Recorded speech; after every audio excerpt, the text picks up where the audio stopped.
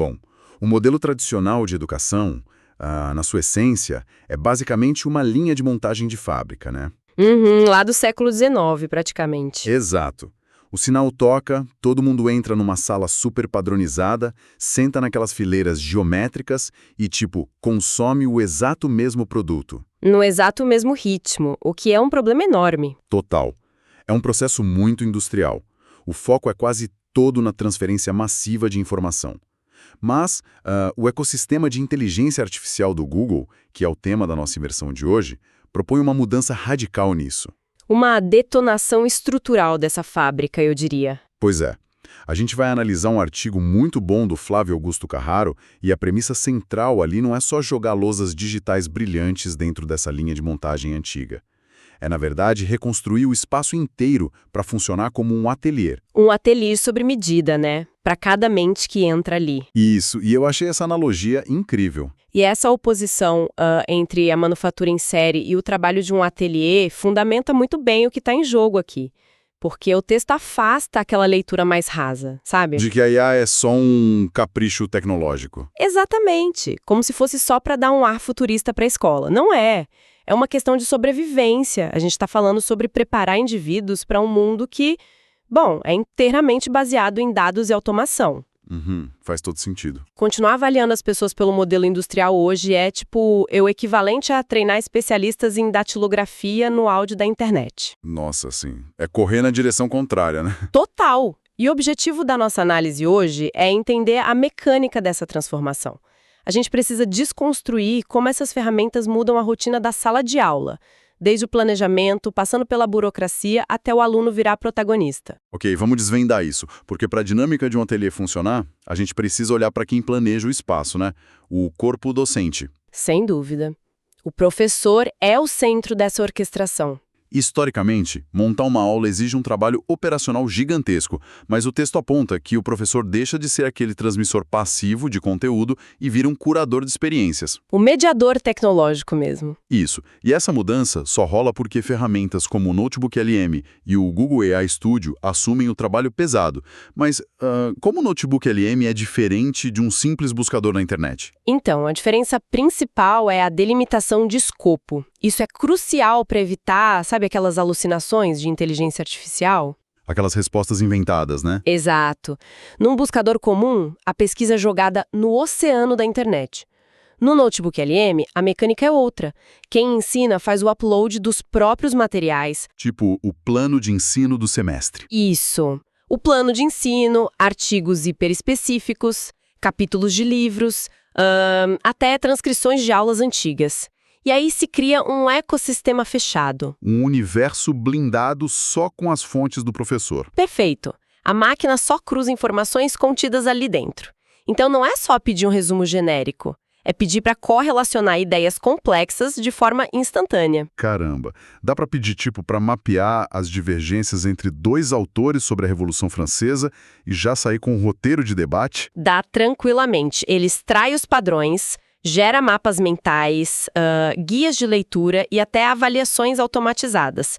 Tudo baseado naquela bibliografia que o professor confia. Muito prático. E onde o AI Studio entra nisso? Ele entra para refinar como essa informação vai ser apresentada. Permite testar qual estrutura de comando, o famoso prompt, funciona melhor para uma turma específica. A carga de transformar dezenas de páginas de teoria numa aula estruturada vai para o processamento da máquina. Tá, mas aí surge um atrito importante. Se o professor seleciona os textos, mas é a IA que lê as fontes, monta o mapa mental, cria o roteiro e até a prova... O que o professor faz na sala de aula, né? Exato. O que sobra parece que o lado humano vira só um porta-voz de um algoritmo. O artigo até usa a figura de um diretor de cinema. Mas seguindo a analogia, se a máquina escreve a cena, ilumina e opera a câmera, o que a direção faz nesses 50 minutos de aula? O que é fascinante aqui é que sobra justamente a leitura da plateia e a mediação do elenco humano em tempo real. Ah, entendi. Isso não é secundário, é a essência do ensino. O artigo fala muito sobre poupar energia cognitiva. Planejar uma aula consome a maior parte da energia vital do educador. São madrugadas adentro. Fica todo mundo exausto antes da aula começar. Pois é. Ao automatizar a arquitetura da informação, a reserva de atenção desse profissional fica inteira para o momento presencial. Quer dizer, a energia não foi gasta diagramando o mapa mental, então ela está 100% ali na sala. Precisamente. Em vez de focar desesperadamente em lembrar qual slide é o próximo, a atenção vai para a leitura do ambiente. É notar a hesitação no rosto de quem senta lá no fundo, sabe? Perceber quem entendeu e pode ajudar o colega, né? Exato. Ou lançar uma provocação ética no meio do debate. A máquina prepara o terreno, mas ela não consegue ler o clima de tensão numa turma. A IA cuida dos dados para que a inteligência humana gerencie o que é estritamente humano. Nossa, é uma transição super complexa. Exige que o educador abra mão daquele monopólio da informação clássico. É uma mudança de paradigma. A habilidade principal agora é a curadoria e a mediação. Aqui a coisa fica realmente interessante. Porque, sendo bem analítico, a escola não vive só de debates inspiradores. Tem uma burocracia gigantesca nos bastidores. Nossa, nem me fale. Diários de classe, faltas. Fechamento de notas bimestrais. Isso costuma engolir a rotina das coordenações. Como o sistema impede que o lado administrativo desmorone enquanto o professor vira esse curador de experiências? Se conectarmos isso à visão geral, a gente precisa analisar o que a fonte chama de produtividade invisível.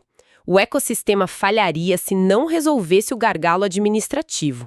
O texto aprofunda muito o uso do Gemini direto nas ferramentas de gestão, tipo as planilhas Google, para criar uma administração orientada por dados preditivos. Vamos esmiuçar isso. Porque, planilha digital existe em secretaria de escola faz décadas, né? Com certeza. Uma coluna de nota no computador não revoluciona nada.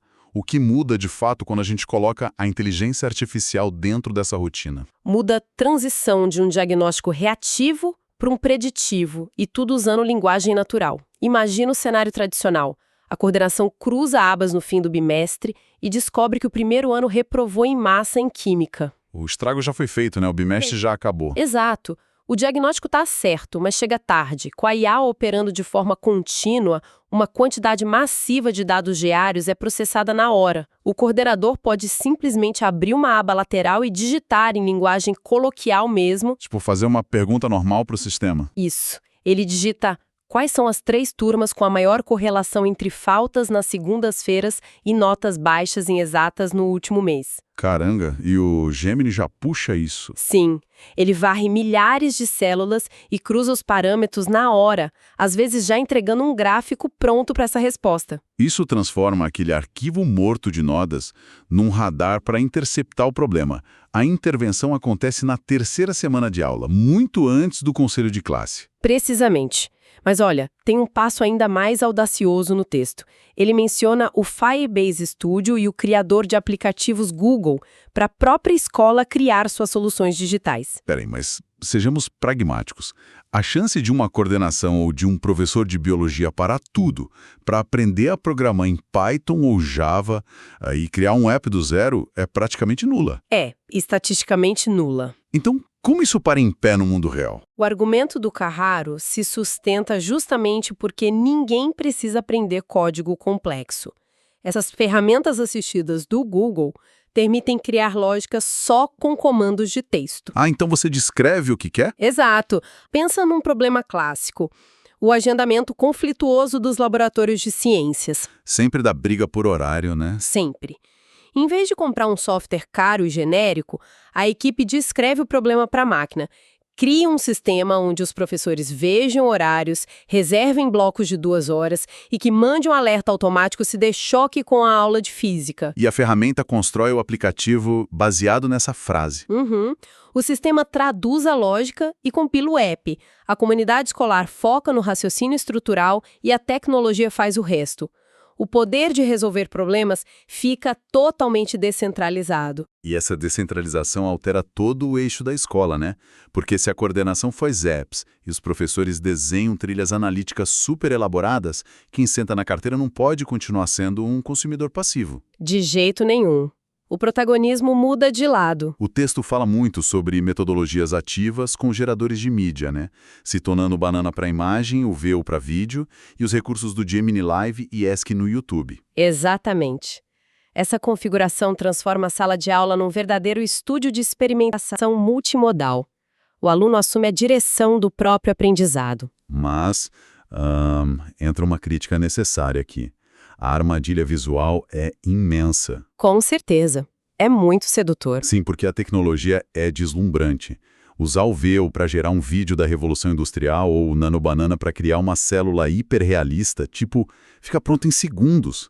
Como garantir que isso não vire só um laboratório de estética vazia? É uma preocupação super válida. Uma imagem linda em 4K de uma máquina a vapor não prova que o aluno entendeu o impacto socioeconômico da época, né?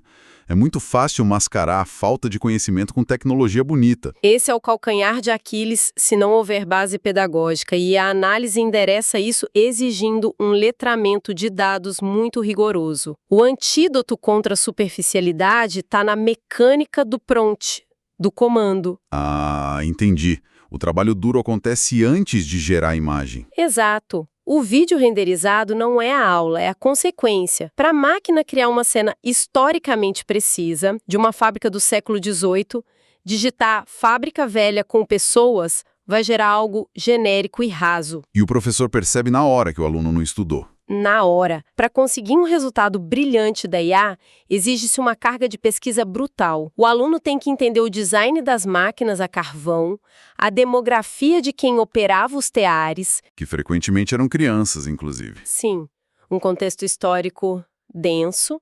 E depois ele tem que sintetizar tudo isso numa instrução lógica para a máquina. Exato. Orquestrar isso demonstra pensamento crítico e síntese histórica. Se o estudo for fraco, o comando é fraco e a imagem denuncia a falta de compreensão. É uma mudança de paradigma na avaliação. O comando reflete a profundidade do domínio sobre o assunto. E não para por aí. O texto cita o James Ask no YouTube. Não é mais só assistir um documentário de forma passiva. O aluno pode pausar e pedir para a IA cruzar uma fala do vídeo com dados econômicos externos. O consumo vira uma investigação em tempo real. Exatamente. A habilidade principal passa a ser auditar e articular dados, não só memorizar. Então, o que tudo isso significa? A gente chega numa barreira matemática impiedosa da educação tradicional. Se a sala virou um estúdio de projetos complexos, cada cérebro ali vai processar as informações numa velocidade diferente. É o desafio das individualidades. E a linha de montagem ignorava isso. Quem ficava para trás que lutasse e quem era rápido ficava entediado.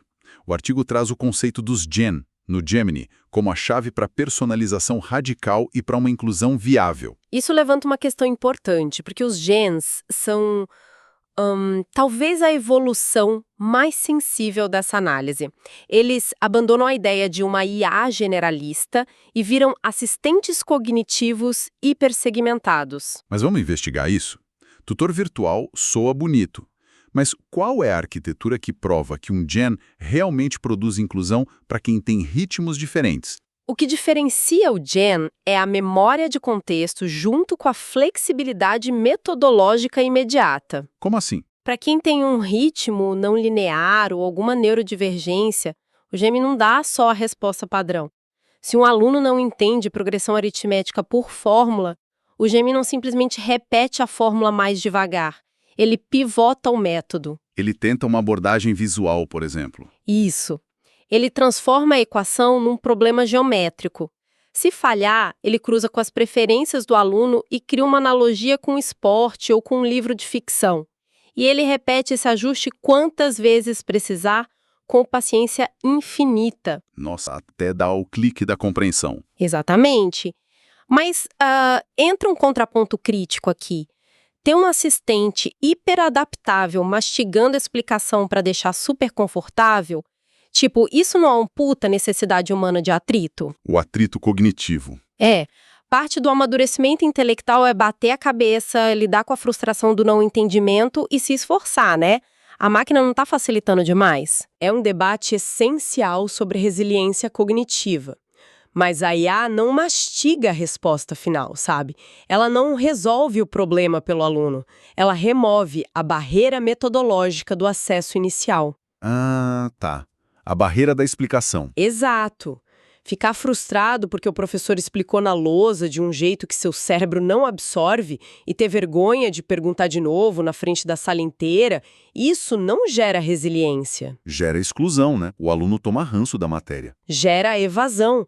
O GEM age como um fisioterapeuta cognitivo. Ele ajusta a carga só para a pessoa conseguir fazer o movimento inicial certo.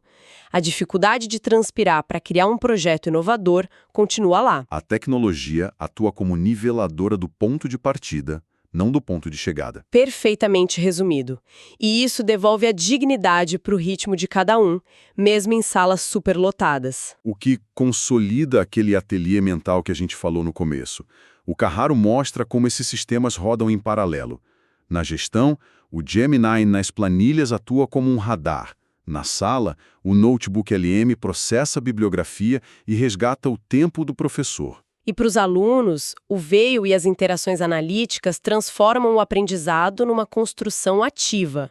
Tudo isso colado pela argamassa invisível dos GEMs, que seguram a barra da inclusão e impedem a frustração estrutural. E o mais importante destacado na fonte.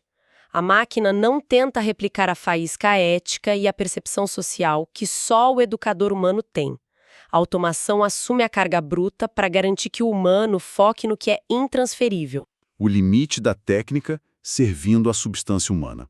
E para fechar nossa análise profunda, eu deixo uma provocação para quem acompanha a gente, que vai um pouco além dos muros da escola. Vamos lá. Se a gente está caminhando para um cenário onde cada mente avança em ritmos perfeitamente adaptados, com tutores virtuais e projetos singulares, quanto tempo falta para o sistema global perceber o colapso das provas tradicionais? Nossa, essa é uma ótima reflexão. Porque assim, se o conhecimento está sendo esculpido sob medida num ateliê de IA, faz algum sentido continuar usando aquela régua industrial cega de marcar bolinha em prova de múltipla escolha para avaliar a capacidade de um ser humano? O abismo entre como se aprende e como se avalia está ficando gigantesco. Exato. A pressão sobre essas métricas antigas está só começando.